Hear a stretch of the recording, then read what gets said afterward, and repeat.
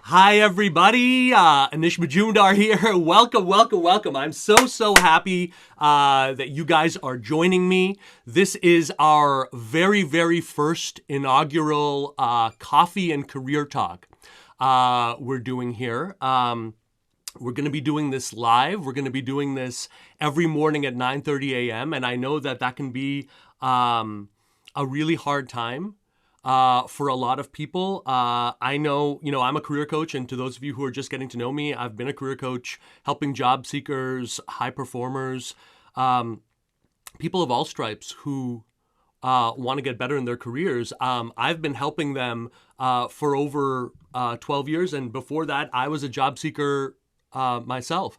And Mondays were hard. Mondays were the time where I felt like avalanched by other people's priorities. You know what I mean? And I just really wanted to create something that was free to all, that was going out to people I've worked with, going out to people I've never known before, going out to people who are out there trying to create a better life for themselves, create a better life for their families, their loved ones.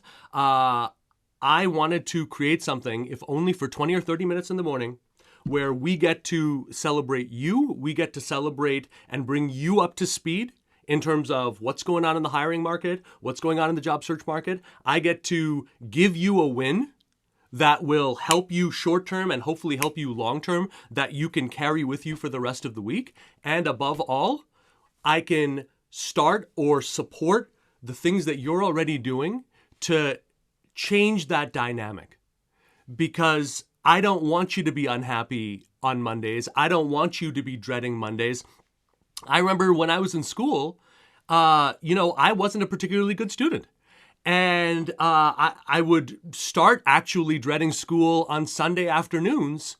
And, I would have not a panic attack, but I would just be feeling so anxious riding that bus. And it really shocked me, because as an adult and as a coach, how many adults and professionals I've worked with who will tell me stuff like that. Like, they're making 6 figures. Some people are making 7 figures. And they'll tell me, Anish, like, I'm going in the bathroom like 45 minutes after starting the day because I'm feeling so anxious. I so don't want to be there. I know I'm just in for a day of confrontation, Like, I don't want that to be the default. I truly don't. And I truly believe, because I see this change happen in people just like me and you every day, whatever you're grappling with right now, however hopeless, crazy, permanent of a situation it is, I'm here to send you the message that it is not, that it can change, that it can be better. And oftentimes, the difference is not doing, 50 or 100 things differently. It's doing 3 things differently. It's committing to doing 1 thing differently permanently, okay? So here's what the agenda is going to be here for today. And hopefully this makes sense to all of you guys. And as you guys are coming in, ask me all of your questions in the live chat. You can just drop in a comment. This is going out simultaneously, and so that this all comes into my my chat area right here. Okay, so so here's what we're going to do. Questions welcome. We're going to go through a couple of key things in terms of, let's get up to date on the headlines first, and then let's jump into some very LinkedIn specific training that I want to give to all of you guys. This is must know, absolutely must know. And if you make this tweak, holy cow, it's going to save you hundreds and hundreds of hours of wasted effort. Okay, so I really want to get you excited about that too, because when I discovered that, I was like, oh my god, darn it, wish I'd known that 3 years ago or 4 years ago. Okay, so I'm going to activate my share screen. And what I'm going to do is I am going to, just pop that in there and pop my notes down here. And what I want to show you guys, okay, is, let's go right to the headlines first, okay? So let me move my tabs. You might be like me. I'm a real tab freak. You know what I mean? I'll have like 20, 25, 30 of them, up at once, okay? Here's something that really, really, really, it made the news in Business Insider, was truly passed around in my network. I've had multiple people ping me about this one. A software engineer spent 8 hours, and let me just check to make sure that you guys can see this. Okay, cool.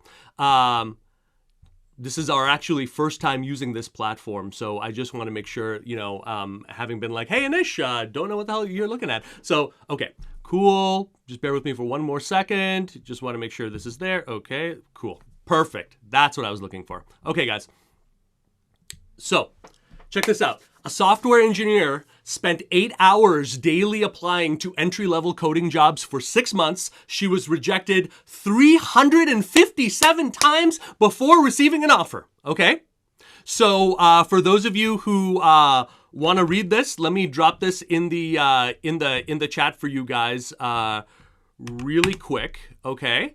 And then getting back here, just take a look at this, okay? Sophia Chong, she was working in the restaurant industry for 6 years, okay? Pandemic, everything hits. So freaking ballsy, smart. Goes right in, pivots, right? Goes right in, always wanted to learn how to code. Applied to entry-level software engineering jobs from 9 a.m. to 5 p.m. for 6 months straight. Results. And I love this. Love that she tracked it. That's there we go. You know what I mean? That's a software engineer. 357 rejections, 40 interviews, and 2 offers later, she's making more than double her old salary. And that's a wonderful outcome for her. And number one, freaking awesome to have the balls. How badly do you want it to because we all know how discouraging is it to spend even 3 days answering job postings and getting bupkis in return, right? She did this for 8 hours, 6 months. Now, she goes into her story, okay? She goes into her journey in restaurants. She goes into her journey falling in love with coding and the industry, right? With bootstrapping, right? Here's the thing. I was pretty naive. I thought I'd have a job after a month because Hack Reactor has such a good reputation. This is a part of her resume. But then in 1 month turned to 2 months, and then 3 and 4, and I started thinking, oh my God, why am I not getting a job? What's wrong with me, right? Like, because you're like, look, I've got the credentials, I've got the background, it's not happening, right? So she's hearing about the labor shortage. Hey, companies are dying to hire, right? Shortage specifically of engineers, right? Interviewing and rejected over. Can you imagine how strong your sense of self has to be to not give up after 300 plus rejections? I remember many years ago, I was trying to publish my novel, The Isolation Door, which was, but it was rejected twice. My agent made the rounds with every major publishing house, got rejected all the way. Had to rewrite it. Took over a year and a half to rewrite it. Rejected again. It's devastating. I cannot imagine doing it at the scale that she had to do, right? And so, one of the most interesting things about her, and she's going to go so far and going to do so well for so many reasons because her talent stack goes so far beyond her current one in engineering. What I'm looking at as a career coach is, you see this dynamism that someone has to roll with it, that sense of self, to actually look at and take negative feedback and turn it. These are the things, to me, when I see people at the absolute height, and I've coached CEOs, I've coached Fortune 50 CEOs, I'm telling you, that is the quality, okay? Someone who can do that and ride that wave in that way and actually make hay in that way, this is brilliant, okay? And one of the ways that she made hay here, she starts posting about it, right? She's breaking this wall of silence. Guys, I don't understand why I see and I hear from so many people who are telling me they're unhappy with their work, they're underpaid, they don't know what's going on, they don't know how to get ahead, how to move forward. They don't know any of those things. okay? But they don't share it either. It's a black box because the same thing that makes them unhappy is the same thing that makes them shameful. And good on her, she didn't do that, right? She starts posting about it on LinkedIn. She starts talking about the problems that she's having, right? She's asking for advice, right? And here's the takeaway here. I know there are shortages just about everywhere, but I also feel there are so many people looking for jobs at the same time. I just don't know why it hasn't balanced out yet, okay? And that is the key, guys, okay? That is absolutely the key. There's a mismatch going on, okay? And so let me show you why that's going on as well, okay? And let me pull this into its own tab here, if I can. Boop, boop, boop. There we go. Okay. So this Vox article, okay, which I'm going to share with you, which is about why everybody's hiring but nobody's getting hired, actually answers the question that she raised in that article, okay? So here's what it says, okay? America's broken hiring system explained. If you would like this link, let me drop this link into you guys right now so that you guys have that. You guys can grab that. Okay, cool. So, it talks about several people, including Patrick Healy over here. It talks about the disconnected environment that doesn't add up. You have increased pressure to hire, but because the hiring system itself is so broken, the employers don't get the people that they want, and the people that would most be perfect for it are never getting matched. They're never even being seen. Oftentimes, they're getting auto-rejected here, right? The difficult, undesirable job market, okay? And so what this breaks down, okay, and I absolutely love this, okay, is because things have moved towards ATS systems and because they've moved towards eliminating, quote unquote, the human touch, the quote unquote convenience that comes to that is causing all of these problems. And at this point, there's so many technologies, right? Indeed has its own, Monster has its own, Google has its own, Amazon has its own, and your poor resume, your poor application is having to somehow navigate through all of that. It's really hard. It's really, really hard to do that. And because it's doing that, okay, and I absolutely love this, they call this the great mismatch. Right? The increasingly AI-focused application process makes it even harder for applicants to be assessed by a human being. According to Glassdoor, the average number of applications for a job at a publicly traded company is about 250. The average number of people interviewed is 5. And no, I know every ATS system would like to say, dude, those are the right 5 people. They're not. They're just the people who either by accident or design BS their way towards playing the game. What do you think when you see someone waste 9, 10, 12 hours echoing their resume before applying to make it echo a job posting? What does this prove about this person's ability to do the job? Absolutely nothing, right? And so I love these articles not to frustrate, but I love the fact that this general awareness is growing in the industry and in our normal sphere. I love the fact that this thing is growing, that, hey, guess what? The more qualified you are, the more you have to offer. All the things that should get you out of this, difficult, undesirable market are not, right? It's just not being seen, right? And so this is a perfect setup to the training I have for you guys here. Give me your full attention on this because this is something that, I cannot believe that people don't know this, okay? So let me grab the link for you first, okay? Now this link changes, okay? So I'm gonna show you how, regardless of if this link changes or not, how you can get it, okay? So let me just explain. Okay, I'm gonna put the link in the chat there, okay? But let me just explain this. There's many people out there right now who understand, look, something like LinkedIn, and no judgment, okay? And I would recommend, guys, pull up your LinkedIn profile for a second here, okay? I want you to actively do this because I want you to see a benefit in your visibility and the impact, i.e. your career prospects on LinkedIn right here, right now, in the roughly 13 minutes or so that we have, okay? Before I've got to start my next coaching session, okay? So here's what it is, okay? People are going to suggest you have to do 50 different things. You don't. And actually, LinkedIn, will show you what to focus on and what not to focus on. That is called the LinkedIn SSI score, or Social Selling Index score.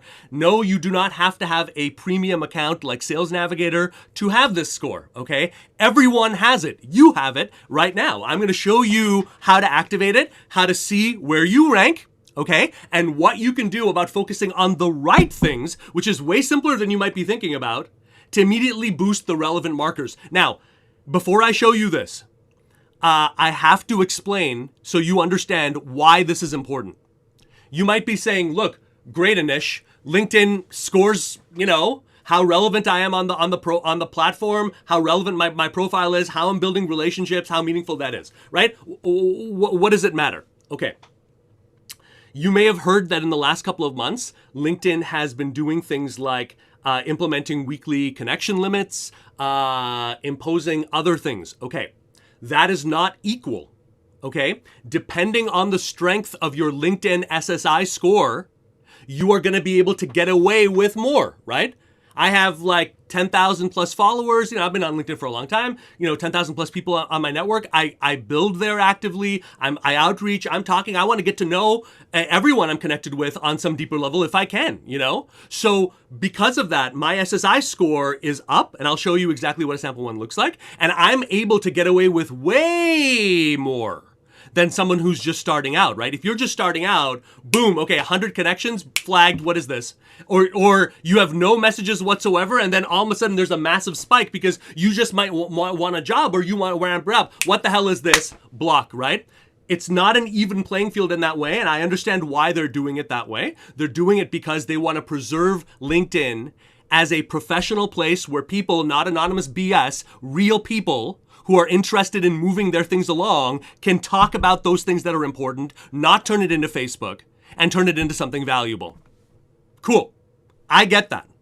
But you also have to understand that now the investment made is very active in all aspects of LinkedIn and your profile and what you're doing, okay? The game has shifted. Let me show you exactly what I'm talking about, okay? So I'm going to activate my screen here. And again, I'm just going to pull this out so we can focus on this for a second.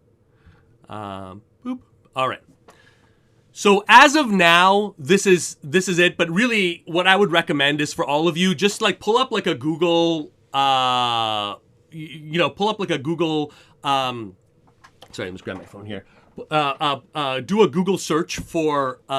I'll show you exactly what that is. If you just put in like something like, what is my LinkedIn SSI score, right? Just grab like the first 2 or 3, the ones that come from LinkedIn, and one of them will work, okay? Because it seems to kind of change, okay? So anyway, you would have this page, and it would say like, get your score for free. And so sometimes it'll do this. But luckily, I've taken a screenshot of that so you can see kind of what that looks like. But basically what it will do, boop, boop, boop. There it is. Okay. So you're going to have basically something like this. All right. Now, what does this show you? Okay. This is your social selling index, and if you're pulling this up right now, you should be looking at something like this. If it's timing out, just take a second and try refreshing it, okay? But you're gonna get a breakdown of where you rank within your industry. I'm in professional training and coaching. That's my rank there. You're gonna figure out where you rank in terms of your overall SSI score amongst your network. You're going to get your current social selling index, and this is very, very important, okay? This is where you're going to have the 4 components of your score: establishing your professional brand, finding the right people, engaging with insights, and building relationships. These are the only 4 that you need to really worry about in terms of moving the needle, okay? These are the ones that will allow you to get away with much more than everybody else, right? People in the industry you're going to see there, people in your network, okay? Okay. So in these 4 components, okay, what are some things you want to look out for? Okay, establishing your professional brand. When you look at your LinkedIn profile, okay, minimum 100 connections. If you're having trouble with that, just look up on Google, import email contacts into LinkedIn. Got to have a minimum of 100 there. That's not asking much, okay? in terms of other establishing the brand, do not be salesy, do not be consulting-y, okay? Both of things are going to dampen. Even if you are in sales, even if you are one of the greatest management consultants that we've ever seen, don't position your LinkedIn profile obviously like that. In other words, in terms of your headline, by the way, after your name, your headline is the thing that comes right under that. You're going to see that if you have your LinkedIn profile up right now. Mine, under my name, and if you haven't connected with me, just put in ANISH and the word career, and I should be the very first thing that you see. But if you look at mine, it says Anish Majumdar, that's my name, and then my headline is Career Coach to the Fiercely Ambitious. Whatever that real estate is, make it outcomes oriented. In other words, if I'm specializing in IT, I could say, I'm a strategic leader in technology-driven change and growth enablement, specialist in cloud, AI, ML, machine learning, right? I want to push it to outcome, not just skill, right? And I don't want to say expert consultant or triple charging your sales effects. That might be a very real thing that you can do. It's way too early in the relationship. That's when LinkedIn gets involved for the first time, usually, for people, for you to be doing that. That's a pitch, okay? I like to espouse a never pitch kind of thing. Like, if I can own my brand, I can own my authority, I can make it clear differences being made, I can make that impact happen, and I can teach you and get to work in terms of your situation, that pretty much does everything. I don't really need to put together a slide deck for you. You know what I mean? And so when it comes to the brand, okay, you really want to be thinking of it in that way. Also, minimum go back 10 years when it comes to your professional experience section, okay? That puts you into a different search category as it comes to LinkedIn that is way more credible. That means simply, from an experience standpoint, if you've got 20, 30 years, I'm not saying go back 30 years, okay? But I'm definitely saying go back a minimum of 10, and maybe if you're 30, maybe like 12 to 15 at least, focus on what's relevant, but make sure from a year standpoint it actually goes there. 5 to 8 recommendations, okay, will permanently increase the visibility of your profile. Not hard to ask for a recommendation. The key is specificity, okay? When I ask someone for, and guys, be taking down these notes, this is your blueprint for this week.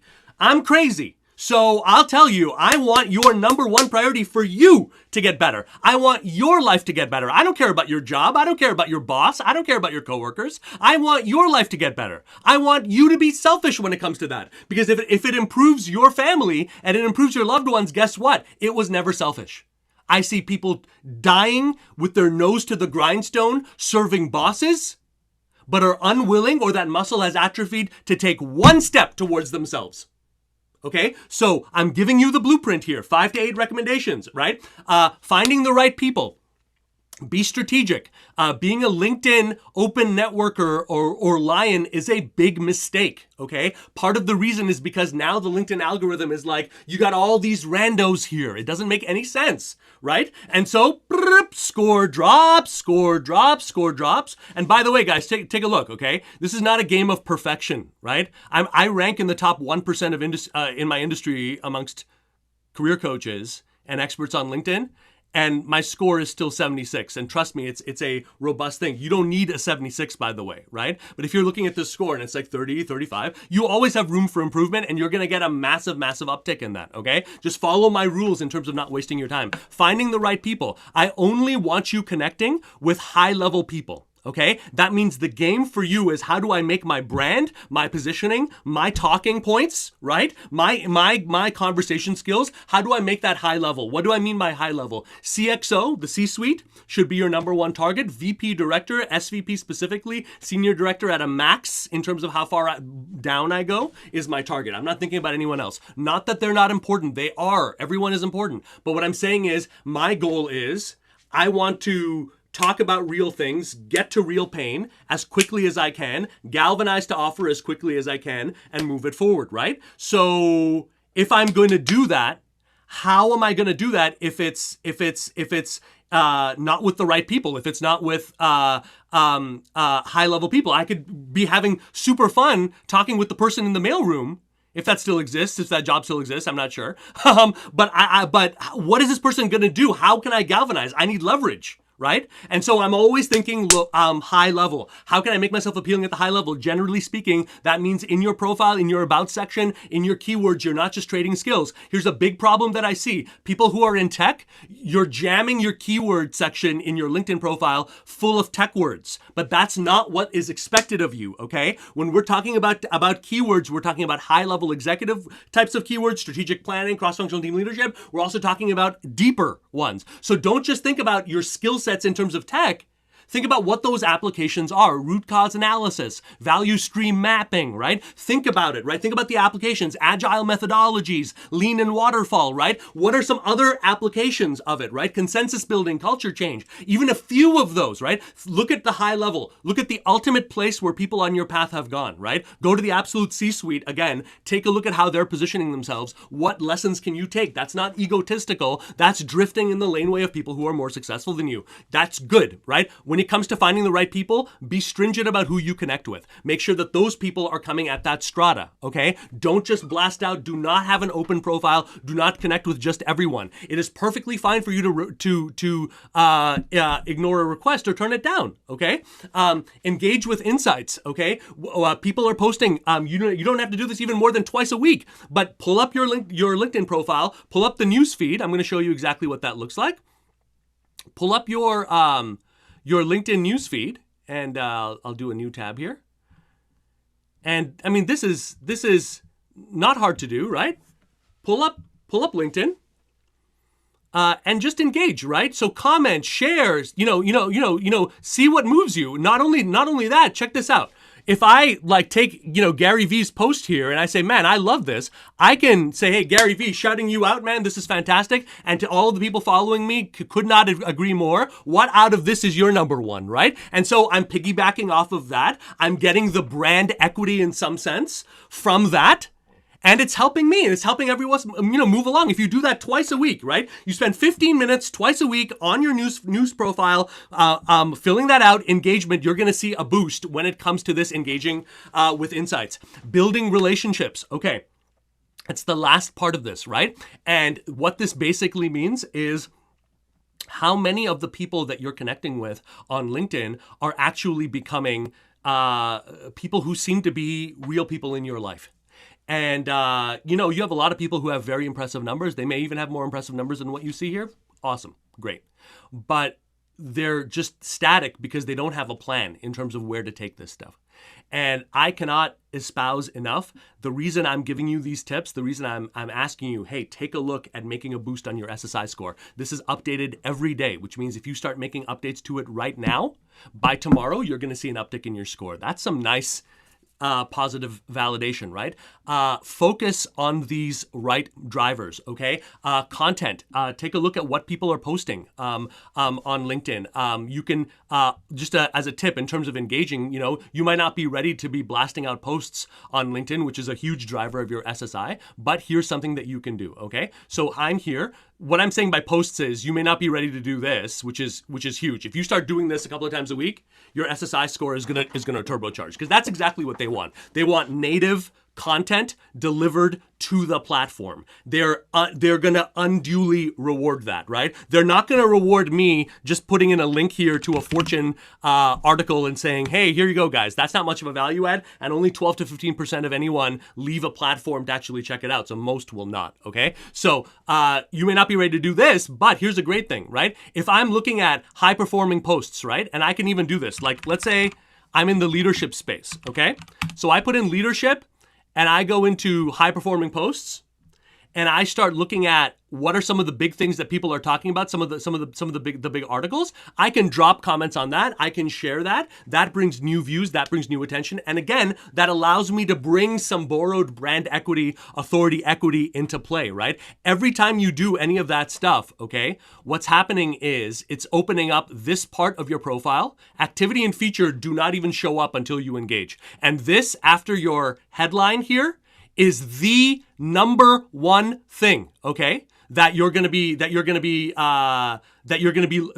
to determine whether someone connects with you, whether they engage with you. These boxes have got to be open, okay? And when you do that, it's going to basically start popping up in activity, in posts, etc., okay? So guys, I really, really, really truly, let me hop over here and just say, truly appreciate you guys rocking and rolling with me on this. If you guys are interested, let me drop in, okay, a link for you guys. This is a link to a replay of a masterclass that my team and I just did last week. We're going to be having it up for maybe the next 2 or 3 days. It's a simple live replay link. When you click it, you'll just be able to pop in your name and email. It's a 90-minute masterclass. It's called The New Rules of Executive Hiring. I'm only giving this out to you guys because you are here. You're checking it out. But I'm really proud of it. My team and I, me, Pat, and Alessa, we did our best to take a group of leaders for 90 minutes, totally free to take, by the way, and show them every piece of what we do and show them live on the session how they can make changes to that brand and the other ones to start actually that messaging and that front-facing aspect. Could we do it in 90 minutes? You tell me, all right? Click that link. Take the training. I promise you it's going to be a good use of your time. I'm not here to waste your time. I know that it is precious, and I really appreciate you guys rocking and roll with me. I'll also put this in here as a caption. Watch The New Rules of Executive Hiring. Just grab that link right there.